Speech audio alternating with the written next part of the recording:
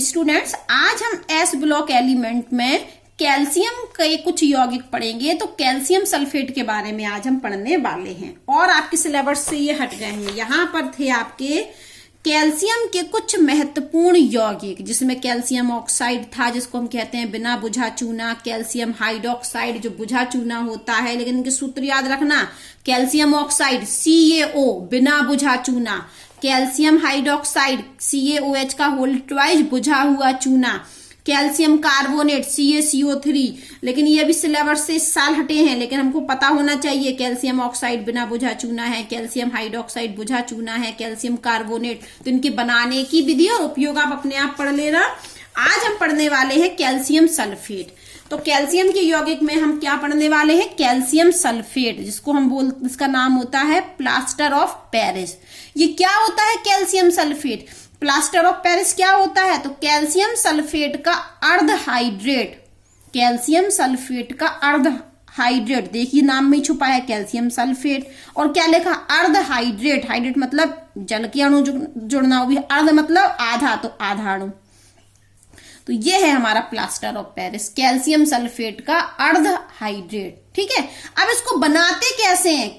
Plaster of Paris क्या है हमारा, पहले तो याद कर लीजिए आप। Plaster of Paris calcium sulphate का अर्ध हाइड्रेट होता है। तो कैल्शियम सल्फेट लिखा और अर्ध हाइड्रेट लिख दिया। अब ये बनता कैसे है? तो इसको हम बनाते हैं जिप्सम से। कैसे बनाते हैं? जिप्सम से। तो ये हमने लिया अपना जिप्सम, और जिप्सम को हमने गर्म कर दिया 393 केल्विन तापमान पर। तो क्या होता है, यहां बाहर है लिखा है 2। कितने अणु लिए हमने इसके? 2। कितने अणु लिए? 2। तो यहां से 3 H2O बाहर, 3 H2O बाहर।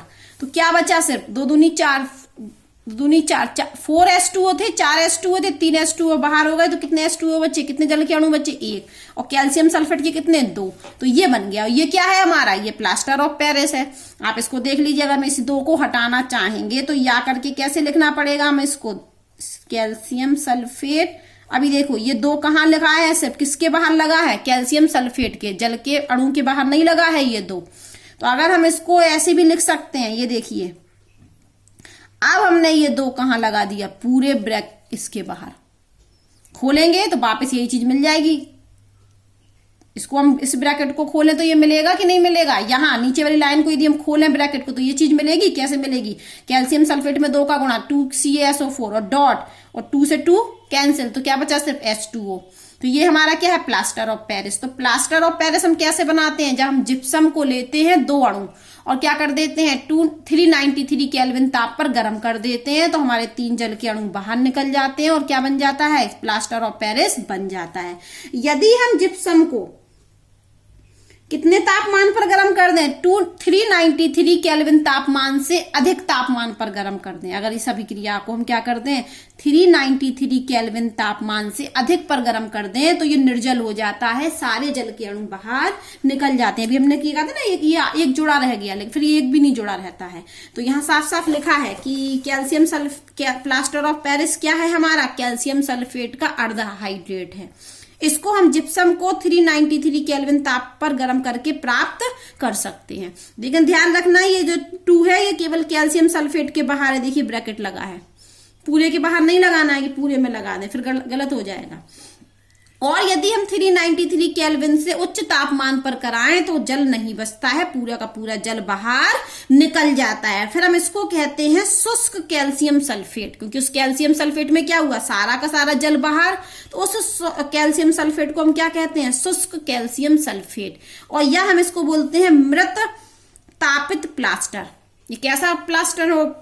प्लास्टर ऑफ पेरिस नहीं बचा। यदि इसको ज्यादा गर्म कर दिया तो इसको नाम क्या क्या हुआ? सारे जल के अणु क्या हो गए? बाहर निकल गए। तो हम इसको या तो शुष्क कैल्शियम सल्फेट बोलते हैं या मृत तापित प्लास्टर बोलते हैं। ठीक है, हम उपयोग पढ़ते हैं। अभी हमने क्या पढ़ा? कैल्शियम सल्फेट का सूत्र पढ़ा और बनाने की विधि पढ़ा, और थोड़ा सा ये पढ़ा कि इसको यदि 393 केल्विन तापमान से ज्यादा पर कर दें तो जो बचता है उसको हम मृत तापित प्लास्टर या शुष्क कैल्शियम सल्फेट कहते हैं। अब उपयोग समझिए। उपयोग तो आप जानते हैं भवन निर्माण में, उद्योग के साथ साथ टूटी हुई हड्डियों के प्लास्टर में, जब हमको हमारी जो हड्डी टूट जाती है हम लोगों को किसी की भी, तो जो प्लास्टर चढ़ता है वो भी किसका चढ़ता है, प्लास्टर ऑफ पेरिस का। तो टूटी हुई हड्डियों के प्लास्टर में भी प्लास्टर ऑफ पेरिस का उपयोग होता है, भवन के निर्माण में भी होता है, दंत चिकित्सा में भी उपयोग होता है, मूर्तियों के बनाने में भी प्लास्टर ऑफ पेरिस का उपयोग होता है। अब हम आते हैं सीमेंट पर। सीमेंट क्या है, भवन निर्माण की सामग्री है। सीमेंट क्या है, सीमेंट से हमारा भवन निर्माण होता है। इसका उपयोग सबसे पहले 1824 में ब्रिटेन में जोसेफ एडिसन ने किया था। इसका उपयोग सर्वप्रथम कहाँ हुआ था, ब्रिटेन में 1824 में जोसेफ एडिसन ने किया था। इस सीमेंट को हम पोर्टलैंड सीमेंट भी कहते हैं। क्या कहते हैं, पोर्टलैंड सीमेंट।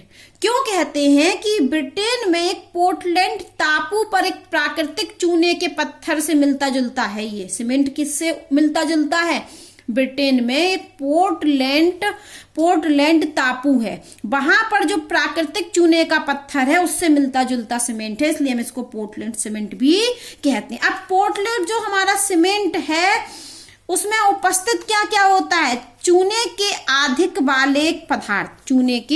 वाले पदार्थ कैल्शियम ऑक्साइड होता है। अन्य पदार्थ जैसे मिट्टी हो गई, सिलिका हो गया, एल्युमिनियम, लोहा, मैग्नीशियम के ऑक्साइड होते हैं। तो सीमेंट में क्या क्या होता है, कैल्शियम ऑक्साइड अन्य पदार्थ होता है, मिट्टी, सिलिका, एल्युमिनियम, लोहा, मैग्नीशियम के ऑक्साइड को मिलाकर बनाया जाता है। लिख लेना इस लाइन को।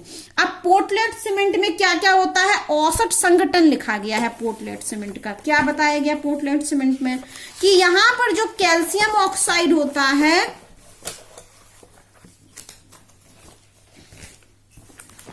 संघटन बता रहे हैं, संघटन ध्यान से देख लीजिए। यहां पर हम इसको बता रहे हैं आपको सीमेंट, उस सीमेंट का क्या बता रहे हैं, संघटन, कि सीमेंट में क्या क्या होता है। तो देखिए सबसे पहले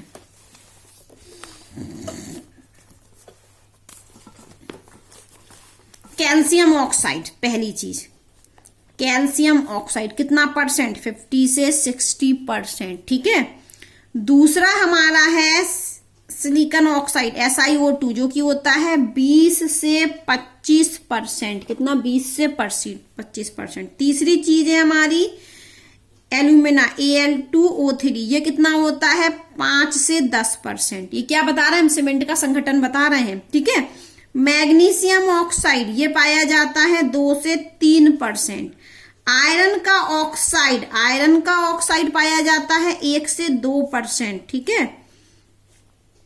और क्या है हमारा सल्फर ट्राइऑक्साइड भी 1 से 2%, ठीक है। तो ये है हमारा पोर्टलैंड सीमेंट का संगठन की कैल्शियम ऑक्साइड 50 से 60%, SiO2 सिलिकॉन ऑक्साइड 20 से 25%, एल्यूमिना Al2O3 5 से 10%, मैग्नीशियम का ऑक्साइड 2 से 3%, आयरन का ऑक्साइड 1 से 2% और सल्फर का ऑक्साइड 1 से 2%। तो ये हमारा है पोर्टलैंड सीमेंट का संगठन, ठीक है। अब अच्छी गुणवत्ता वाला, यहीं से पढ़ लेते हैं हम, अच्छी गुणवत्ता वाले सीमेंट में सिलिका व एल्यूमिना का उपयोग, सिलिका SiO2 और इसका देखो अच्छे सीमेंट में, यहाँ थोड़ा अलग से कर देते हैं, अच्छी क्वालिटी का जो सीमेंट होता है तो उसमें सिलिका और एल्यूमिना का जो अनुपात होता है वो होता है 2.5 से 4 अनुपात के मध्य में। अच्छी गुणवत्ता वाले सीमेंट में सिलिका और एल्यूमिना का जो अनुपात होता है वो 2.5 से 4 के मध्य में होता है। देखो साफ साफ लिखा है कि अच्छी गुणवत्ता वाले सीमेंट में सिलिका और एल्यूमिना का अनुपात 2.5 से 4 के मध्य में होना चाहिए। और चूना मतलब कैल्शियम ऑक्साइड और अन्य ऑक्साइड का अनुपात यथासंभव 2 के आसपास होना चाहिए। कैल्शियम के ऑक्साइड और अन्य ऑक्साइड जो हैं उनका अनुपात 2 के मध्य में होना चाहिए। तो ये तो हो गया अनुपात संगठन के बारे में कि सीमेंट में क्या क्या होता है, ये देखना पड़ेगा, लिखना पड़ेगा, याद करना पड़ेगा। अब सीमेंट को हम कैसे बनाते हैं, सीमेंट को हम बनाते हैं जब हम कच्चे माल के रूप में, सीमेंट का निर्माण कच्चे माल के रूप में चूने के पत्थर, किससे, चूने के पत्थर और चिकनी मिट्टी का उपयोग होता है। तो सीमेंट के निर्माण में कच्चा माल क्या होता है? चूने का पत्थर और चिकनी मिट्टी। और क्या करते हैं हम इन दोनों को, चूने के पत्थर और चिकनी मिट्टी को तेजी से गर्म किया जाता है। चूने के पत्थर और चिकनी मिट्टी जो हमारा कच्चा माल है, तो सीमेंट बनाने के लिए इस कच्चे माल चूने के पत्थर और चिकनी मिट्टी को हम तेजी से गर्म करते हैं। तो ये संगलित होकर, ये दोनों चूने के पत्थर और चिकनी मिट्टी को जब हम गर्म करते हैं तो ये आपस में अभिक्रिया करके सीमेंट का निर्माण करते हैं, सीमेंट क्लिंकर बनाते हैं। क्या बनाते हैं? सीमेंट क्लिंकर बनाते हैं। और इस सीमेंट क्लिंकर में हम 2 से 3%, देखो वापस सुनिए, जो कच्चा माल है हमारा चूने का पत्थर और चिकनी मिट्टी, इसको हमने आपस में तेजी से गर्म किया तो चूने का पत्थर और चिकनी मिट्टी मिलकर क्या बनाते हैं? सीमेंट क्लिंकर बनाते हैं। और इस सीमेंट क्लिंकर में हम क्या करते हैं? 2 से 3% जिप्सम को मिला देते हैं। सीमेंट क्लिंकर में 2 से 3% हम जिप्सम को मिलाकर सीमेंट बना लेते हैं। ठीक है। अब आपसे कोई पूछे कि पोर्टलैंड सीमेंट के मुख्य घटक क्या हैं? ये भी संगठन है, तो हम साफ साफ लिखेंगे यहाँ पर, ये सिलिकेट होता है।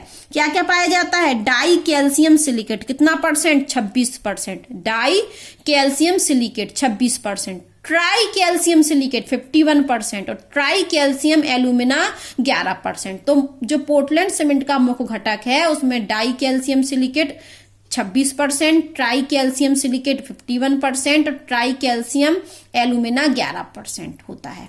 अब सीमेंट का जमना, आप सब जानते हैं कि सीमेंट जो होता है यदि हम उसको पानी डाल दे तो वो क्या हो जाता है? कठोर हो जाता है।